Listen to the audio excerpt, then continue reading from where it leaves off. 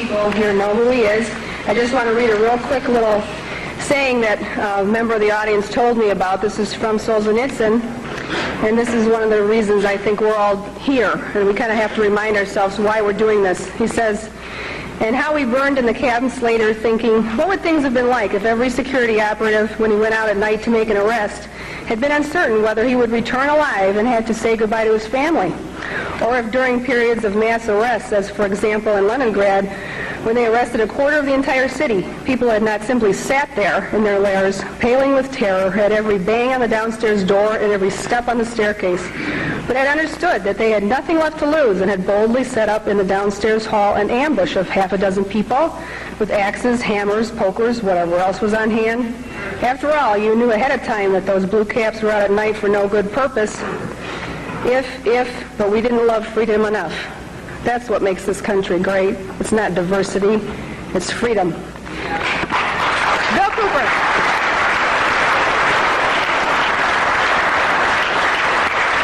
Thank you, Connie. Wow. Thank you.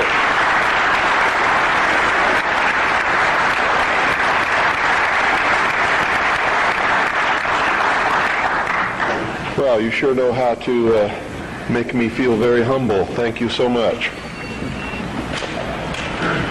I think one of the biggest misconceptions in this country is what this country is all about, who founded it, for what purpose, and most specifically, what it is that we're all looking for. I'm going to try to clarify some of those, and in doing it, as always happens, someone's going to be angry with my definition of some of these things. I've traveled all over the country. I've talked to probably hundreds of thousands of people individually over a lot of years. I broadcast a radio show that brings me thousands of letters every week. I administer the world's largest and most successful civilian intelligence gathering operation in the world, which makes me privy to an awful lot of information that none of you will ever see, and there's so much of it I can never present it in a form that you would be able to look at it and digest it. So that puts a pretty big burden on me and the people who work with me in the intelligence service and in the CAGI news service in order to digest this information, analyze it, and be able to present to you what we believe, and this is a subjective judgment, what you can digest and what you need to know at that particular time. And in doing this, digesting all this information, reading all of these letters from people of every kind of background that you can imagine, every race, every religion, every kind of agenda. And believe me, there's an awful lot of agendas going on in this country that are dangerous to Americans. Being promoted by people who claim to be Americans, who claim to be patriots, and who claim to be doing the best for this country, including those who want to destroy it and bring about a one-world totalitarian socialist government. They sincerely believe in their heart they're doing the right thing for humankind. You see, nobody gets up in the morning and sets out to do evil. Nobody consciously does that. I've never met any person in my entire life who said, I'm evil, I'm going to do evil things, I like to do evil things, I want to do evil things. They don't exist, in my knowledge. They may exist somewhere, people like Jeffrey Dahmer. And I believe that even Jeffrey Dahmer probably rationalized what he was doing in his own mind to make it right. Isn't that the way we all do things? Even if we do something wrong and we know we're doing something wrong, don't we attempt to rationalize it in our own mind and to our friends to justify what we're doing? So I believe it's a great fallacy to set out to brand those whom we disagree with as being evil people. The result of their actions we may perceive to be evil. We may perceive it to be bad, but I guarantee you those people don't see it that way.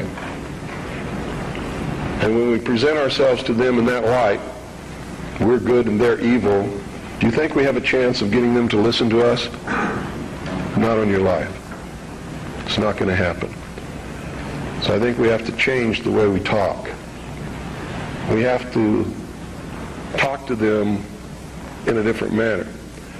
Now, don't take what I'm going to tell you standing up here today and compare it to what I say on the radio and expect the two to concur. Because when I'm here, I'm just Bill Cooper. I'm talking to you from my heart. When I'm on the radio, I am on a mission. And that mission is to slap people upside the head and wake them up and even make them hate me, if that's what it takes to get them to go examine what I'm telling them to find out that it's right. You see, I don't care how it's done as long as they wake up. And if I have to be the bad guy that they're going to hate for the rest of their life, that's okay with me if I wake them up. But when I'm here talking like this, that's not my mission, because you're awake already or you wouldn't be here. You see? There's a difference between the people here and the people that I'm talking to over those airwaves. Big difference. An awful lot of you are steady listeners of the Hour of the Time and have been probably for many years. And when I'm talking on the radio, I know who you are and I'm not talking to you. And I know that when you're listening and I talk about the sheeple, the stupid sheeple, it doesn't make you angry. You know why? Because you know you're not stupid sheeple, don't you? The person that gets angry has verified that I was right. Because he wouldn't get angry if he didn't know in his heart that he's a stupid sheeple. You ever been walking down the street and somebody comes running out and says, bank robber, stop that bank robber. Do you start running? Why don't you start running? Because you're not the bank robber, right? Do you get angry? No. Do you pay attention? Most of the time, if you're from a big city, chances are you don't even look around, right? Now, if you're from a small town where I'm at, I mean, people will come running out in the street to see the bank robber. Because it's a small town and not much excitement goes on there, unless the IRS comes to mess with me. So, what I'm going to talk to you about today comes from my heart, from my experience in life, from playing this role as messenger, which I take very seriously, from my efforts to wake up the American people, from my family, from all the letters that I get, from people that I talk to, just like I've talked to many of you here today. I've learned some things. And I think these things need to be passed on to you. And I think you need to start examining yourself, your agenda, your mission. Who are you? What are you about? What do you believe about America? Is it true? Are you helping to divide us more? Or are you helping to bring us together? Do you really understand what this country is all about? Now, I know this is going to make some of you angry. That's okay. I know that it's going to open some doors for some of you. I hope that it'll bring us all a little bit closer together. And I hope that everybody, once you've examined your own particular agenda, will try to make it fit better into what we should really be doing. And I'm going to start off way back in history, folks, because that's really where it began.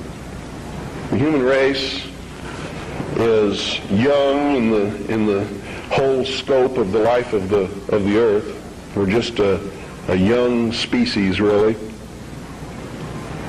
Haven't been around for a long time compared to everything else that's in this world. And I'm not talking about biblical years, and I'm not talking about theory of evolution years. I'm talking about from the time when you can see that man emerged on the historical scale of this world and began to